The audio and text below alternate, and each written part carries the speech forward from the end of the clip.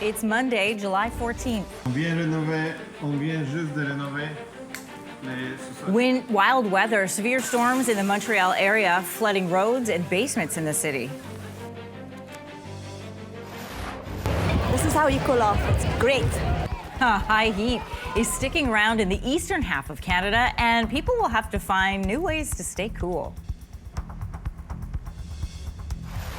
We've received almost no rain between April, May, and June.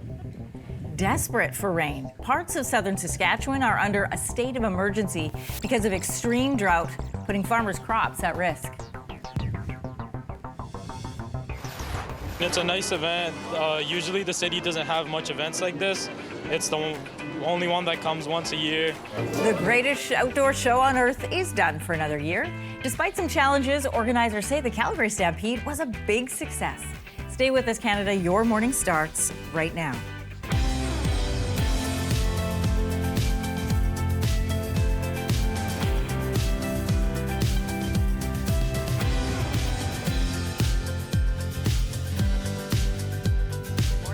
Welcome to Your Morning. I'm Anne-Marie Mediwake. Good morning. I'm Lindsey Deluce. I'm Kelsey McEwen.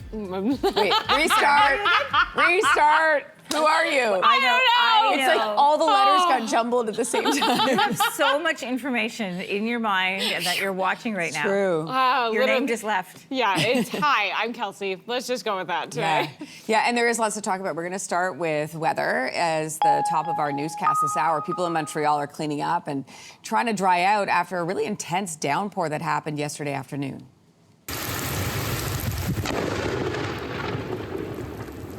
Environment Canada says between 70 and 80 millimeters of rain fell in Montreal, the Laurentians as well yesterday as severe thunderstorms rolled through the region. Roads were flooded, flights delayed. I mean, look at all that water. Some basements also filling with water. The storm knocked out power for tens of thousands of customers. Oh my gosh, look at that house. Oh, my heart. Right now, there are about 6,200 customers without power in the province. There won't be much relief today from the heat in the eastern half of this country. We're working with our community partners to have extra shelter places available. Not everybody has air conditioning in the city, and they may need to go and sit somewhere for, 3 hours, 2 hours, 30 minutes. There are heat warnings in place this morning in parts of Ontario, Nova Scotia, as well as Newfoundland and Labrador. In Ontario, some places are expected to feel like 40 today with all that humidity. Environment Canada is urging people to be on the lookout for signs of heat exhaustion. What's that? Well, things like headaches, thirst, obviously, fatigue as well. People are being told to try to keep their pets cool by staying in the shade and avoid the pavement where possible. Yeah, it's hot. The heat is expected to stick around until at least Thursday. Relief should come by Wednesday, except for Newfoundland and Labrador. Kelsey, of course, will have more details coming up in weather.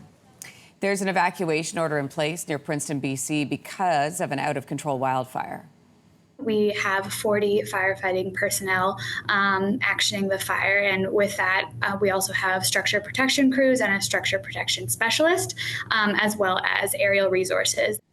The fire has forced a local golf club to close, a golf course to close. Video from Princeton Golf Club shows crews fighting the August Lake fire, as it's called. It's not clear how many properties are under threat, but for now, we're hearing no homes are at risk. Meanwhile, as a wildfire threatens the northern Manitoba's Garden Hill First Nation, the military says everyone who wants to leave has already gone. The Armed Forces says more than 1,500 people have been flown to Winnipeg. Oh my goodness is right. A plane remains on standby in case more people want to get out. Garden Hill First Nation cannot be reached by road. The community of Snow Lake is also under an evacuation order, and people in the city of Thompson are being told you need to be ready to go at a moment's notice. Manitoba declared its second state of emergency of the year last week because of fire. And Prime Minister Mark Carney has addressed the wildfire situation with this online post that reads in part, quote, "My ongoing gratitude to all the first responders on the front lines of this crisis. The federal government is working with First Nations and across orders of government to fight these devastating fires and to keep people safe." Farmers in southwest Saskatchewan are desperate for rain, which may come over the next couple of days. Recent data shows dry conditions are going from bad to worse. Never in my history, never in my dad or my grandfather's farming history have we had to write off a crop this early. Dallas Leduc's crop of durum wheat had almost no rain between April and June. I mean, think about that. No rain. So his crop insurance deemed it a total loss last month, along with 1,600 other acres. This area is under a state of emergency because of extreme drought. Data from the Canadian Drought Monitor shows southwest Saskatchewan received less than a quarter of its normal rainfall in June. Many farmers will now hope for rain for the rest of the summer to really save the crops that still have a chance. They may also look to crops that are more drought tolerant for next year. European Union trade ministers are talking strategy this morning in response to a new U.S. tariff threat. I guess it's right to say that our trade relations with the U.S. is on a critical juncture. It is important that we stand united. Over the weekend, U.S. President Donald Trump threatened to hit the EU and Mexico with a 30% tariff, similar to the threat against Canada. It takes effect August 1st. Retaliatory tariffs from the EU were supposed to take effect today. They've now been suspended to August the 1st to allow for some time to reach a trade deal. Stock markets across Europe down this morning as a result of this newest tariff threat from President Trump. Caught many investors by surprise. So the Dow is also down triple digits in pre-market trading. NASDAQ futures also in the red. A search is underway for an unknown number of migrants after a car crash in Quebec that happened early Sunday. So the RCMP is also assisting in this investigation. RCMP K9 unit is on the scene to help locate the individuals who fled. So it happened near Hemmingford, which is about an hour south of Montreal. The SUV crashed after it was T-boned by another car. Police think the SUV was carrying 10 to 12 people. Most of those people ran from the scene. 4 people did remain and were taken to hospital with minor injuries. The driver of the other car, a 48-year-old American, has been arrested for impaired driving. The Calgary Stampede has wrapped up for another year. Last year, when I came in, it was not super busy, even though I came in on the free days last year. This year, it was super busy.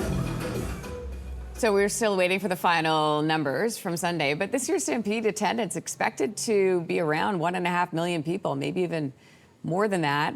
Holding an event this size obviously comes with challenges. This year, we know that we were talking about this, 3 people were stabbed in what police say was a targeted attack.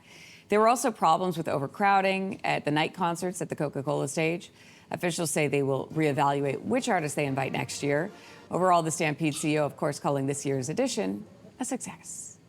Ottawa's Bluesfest means big entertainment for music fans and big business for bars and restaurants in the city.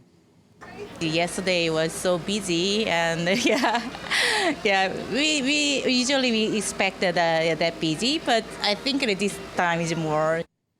Mayor Mark Sutcliffe says the festival is expected to generate $40 million worth of economic impact. About 250,000 people are expected in the city for the festival. Last night's headliner doesn't get any bigger. It was Shania Twain. What? She's everywhere. The festival resumes Wednesday with Def Leppard headlining. Whoa, throwback. Is there anything better than unexpected friendships in the animal kingdom? Of course. I'm going to introduce you to this one. A wildlife sanctuary in Ontario's cottage country is sharing the story of Ella the moose, there's Ella, and their trumpeter swans, Audette and Kobe. Whenever Ella moves into the wetland sector of the sanctuary, the swans greet her and they all hang. They do. Look at them, they're hanging. They've summed up perfectly unlikely friendships, permanent roommates. That sums it up.